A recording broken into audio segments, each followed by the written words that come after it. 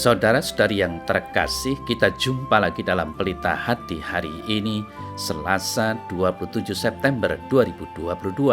Hari biasa dalam Pekan Biasa yang ke-26, bertepatan dengan peringatan wajib Santo Vincentius Paulo, seorang imam. Bersama saya Romo Thomas Suratno SC dari Paroki Cilandak, Jakarta Selatan, mendengar dan merenungkan sabda Tuhan, yakni firman Tuhan yang tersurat dalam Injil Lukas bab atau pasal 9 ayat 51 sampai dengan ayat 56.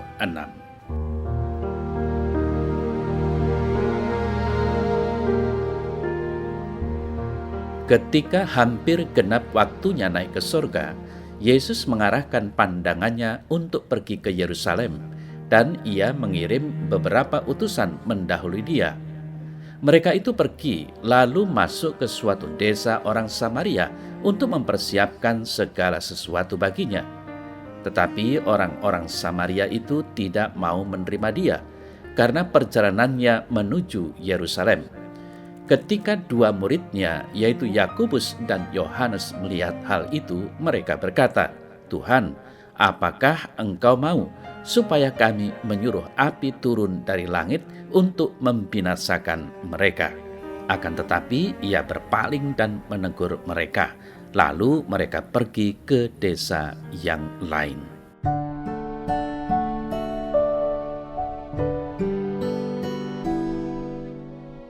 Saudara-saudari yang terkasih, dalam warta Injil hari ini, Yesus ingin masuk ke daerah Samaria, tetapi ia ditolak oleh orang-orang yang ada di sana.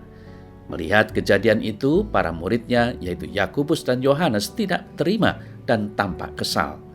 Maka mereka ingin agar orang-orang Samaria itu sengsara, bahkan binasa.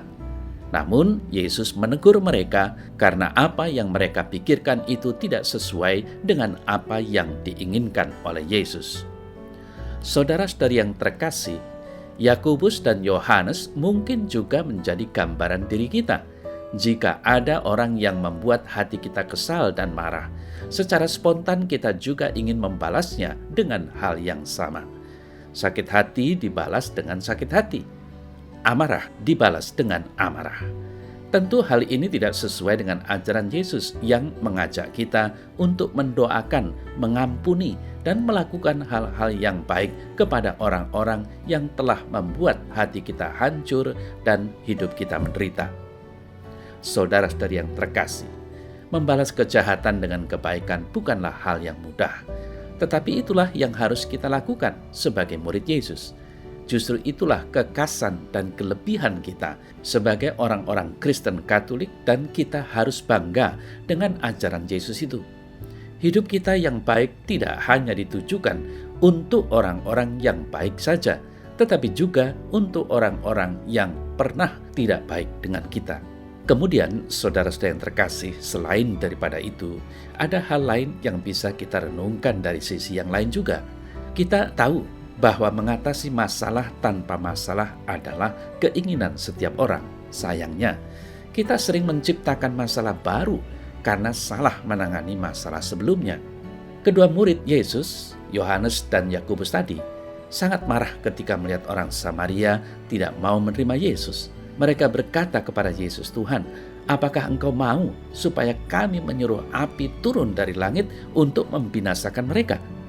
Ucapan mereka tidak menyatakan kewenangan Tuhan dalam menghukum, tetapi didorong oleh amarah sebab ditolak oleh orang Samaria.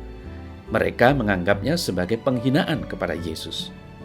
Saudara-saudari yang terkasih, teguran Yesus kepada kedua muridnya tidak berarti bahwa ia menyetujui perbuatan orang Samaria yang menolaknya. Tetapi di balik sikapnya itu, Yesus memberikan teladan dalam mengatasi permasalahan.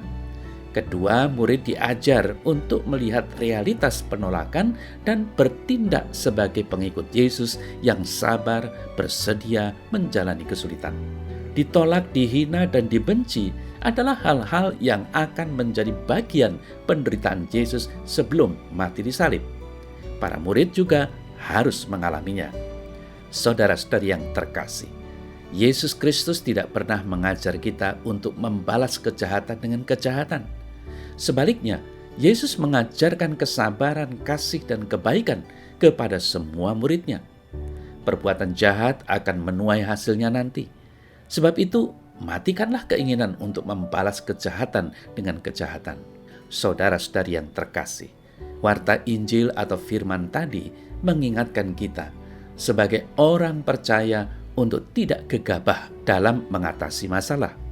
Kita diajarkan untuk berhati-hati dalam menggumuli permasalahan, apalagi memakai kuasa rohani secara salah sebagai solusi dangkal mengatasi permasalahan.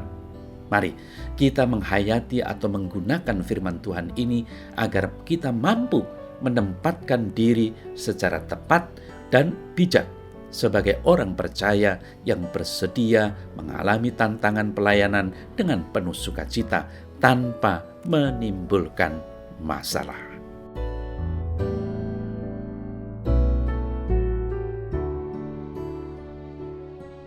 Dalam nama Bapa dan Putra dan Roh Kudus. Amin.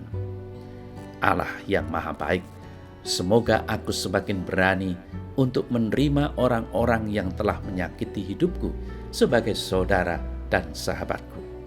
Ampunilah aku, orang yang lemah dan berdosa ini. Amin.